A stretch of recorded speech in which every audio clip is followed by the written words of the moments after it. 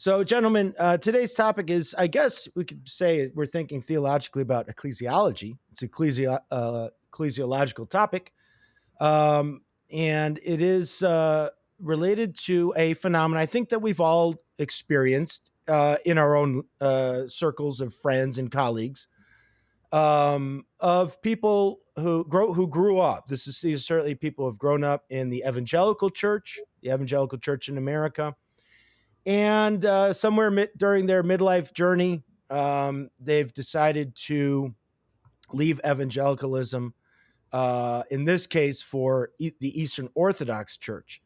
And the article in the New York Post, which there's then Trevin Wax at the Gospel Coalition also wrote an article about it, specifically was talking about men, especially young men of a younger generation, leaving evangelicalism for orthodoxy. So there seems to be something there with the a gender question that's involved here. Lenny, why don't you kick us off with just what was in the article, and sort of the background of the story?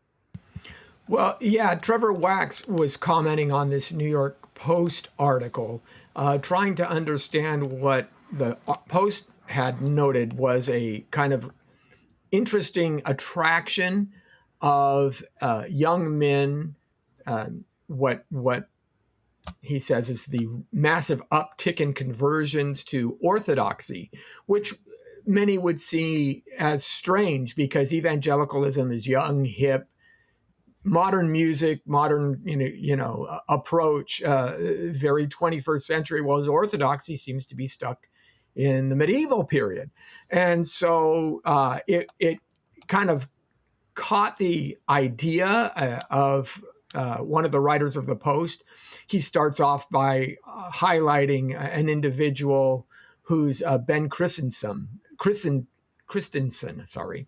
He was raised Anglican, but he wanted to find something more traditional, also something that had stronger, clearer boundaries in terms of LGBTQ issues. And so he moved into Orthodoxy, and that led off a discussion about how many other young men seem to be following suit.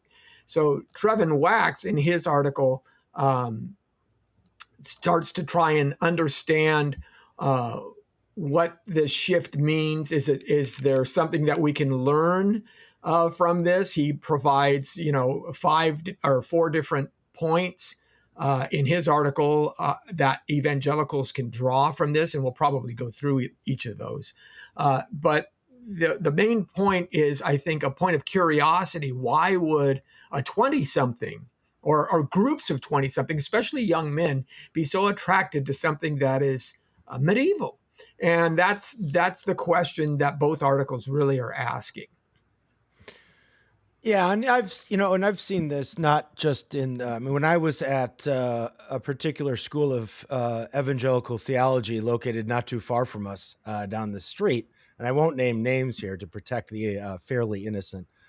There was, I believe, at least almost half a dozen male men, students, colleagues at the seminary that I was going to, who were entertaining either leaving evangelicalism for Roman Catholicism or Eastern Orthodoxy. And last time I thought about it, I think at least 4 or 5 of that half dozen did convert to one of the other traditions. Most, I think, to Roman Catholicism, but I know at least one good friend who converted to Orthodoxy. So while one thing that I would want to caveat this discussion with, though, and I'm not saying we have the numbers on this right off the bat, but I believe this would be accurate to say. I believe Mark Knoll has written about this not too long ago. That while I do think we say there is some kind of migration out of evangelical churches to what appeared to be the more traditional legacy traditions of Roman Catholicism or Eastern Orthodoxy. I would want to say that if we were to really look at the numbers, the trend would be in the opposite direction. Certainly, if we looked at global numbers, that there's a far greater migration out of Roman Catholic and Eastern Orthodox traditions to some form of Protestant Christianity, usually a charismatic movement of some sort. I know that's definitely the case in the global South, but I imagine too that even in the US, that's probably, if we were to look at the statistics, grab those statistics, that would be the case. But that doesn't Well, mean there aren't. we Yeah, do have some from yeah, Wax's article. He looks at the Ryan Burge's book, yeah, and we Burge. know that from 2010 to 2020, the Orthodox adherents in the United States did decline overall, Yeah. from 817,000 to 676,000. But what was interesting is many of the Orthodox churches, there was an uptick in younger Right. attendees. Yeah. So you're talking the average age of an attendee in an Orthodox church is 42, and 62% of them are between 18 and 45. And for most evangelical churches, 18 to 45, that's the sweet spot. That's the Yeah. demographic people are going for. So Well, that's a big deal. Yeah. Jacob, I'd like to make a comparison here of something. If you see the trend that we are seeing, the move towards orthodoxy, or the Orthodox Church, I think I find a lot of similarity between the trend that's been there in Europe, in particular, the move to Islam and what was it offering. A lot of similarities there. But at the same time, as Tony, you're mentioning, there's also a massive move from their side to ours. So that's what's happening in the Islamic world as well. well, Jacob, let's unpack both these two different types of moves. One might be the inter-ecumenical move from a sort of not evangelical Protestantism to an Eastern Orthodoxy, or like you said in Europe, non Christians, agnostic, or former Christians, or cultural Christians from their cultural Christianity to Islam. Because I think you're right. There's a relation. There's an analog there. I mean, one of the over the last week in my research for my book, I've been reading a lot of Peter Berger, the sociologist of religion, who died not too long ago, and who talks about, in several of his works, this sort of crisis of modernity.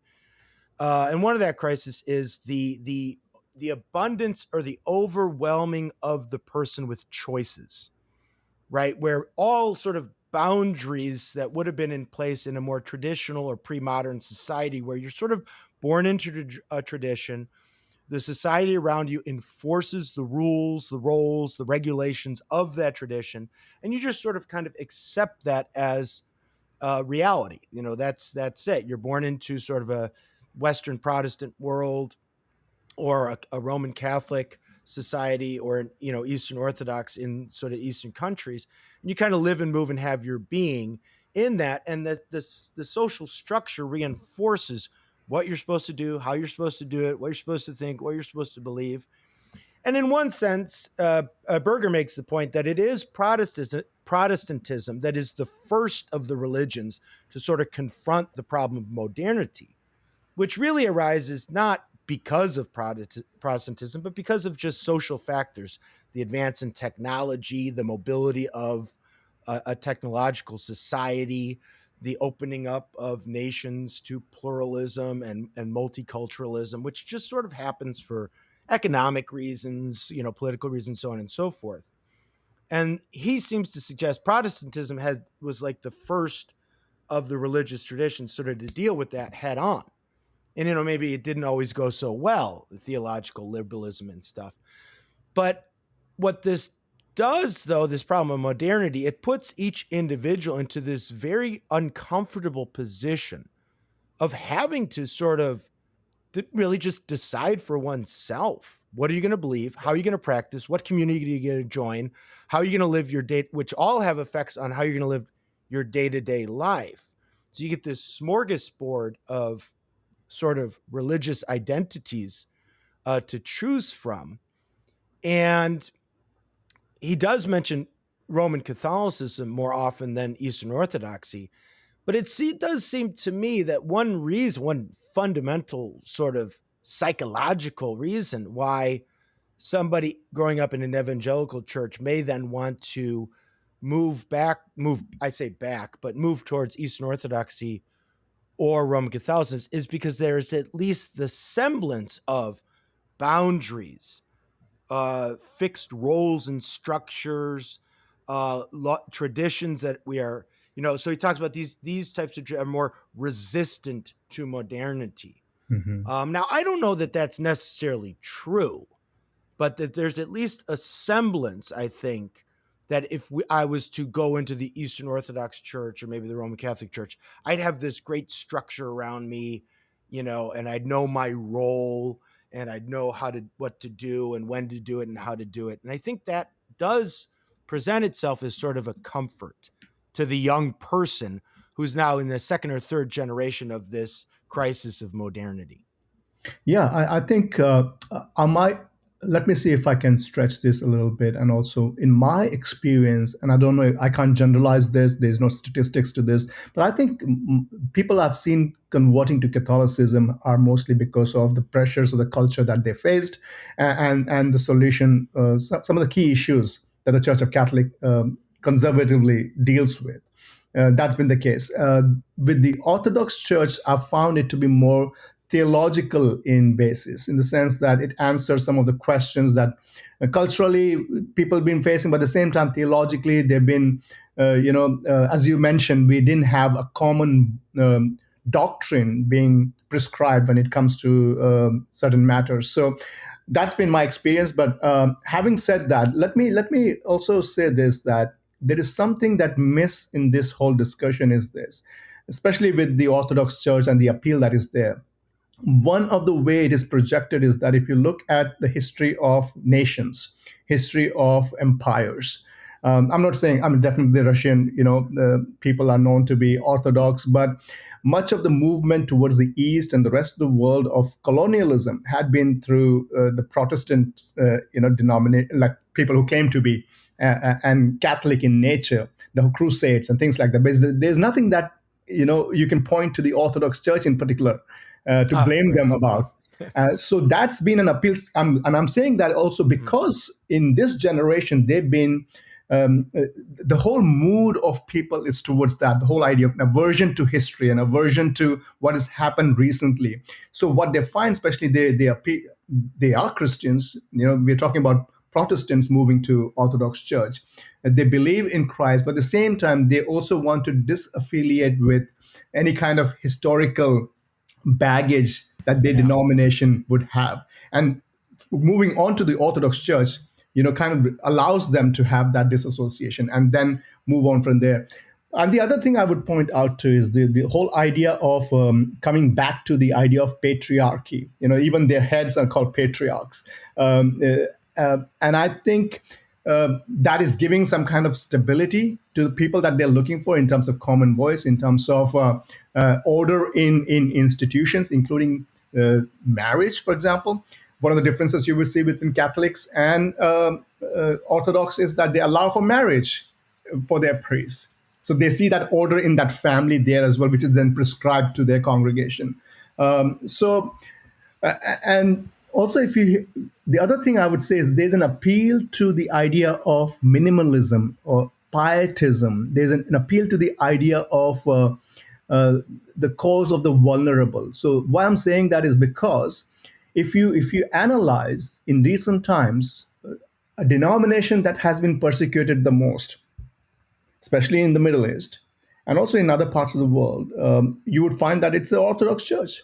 When you talk about the people being beheaded in the Middle East, Mhm. it's people from the Orthodox Church. So there is that affinity that they find somehow, and coupled with what's happening in the Middle East, for example, with the Christians there who claims to be majority Orthodox, and how they've been persecuted. So there is that affiliation that they find there.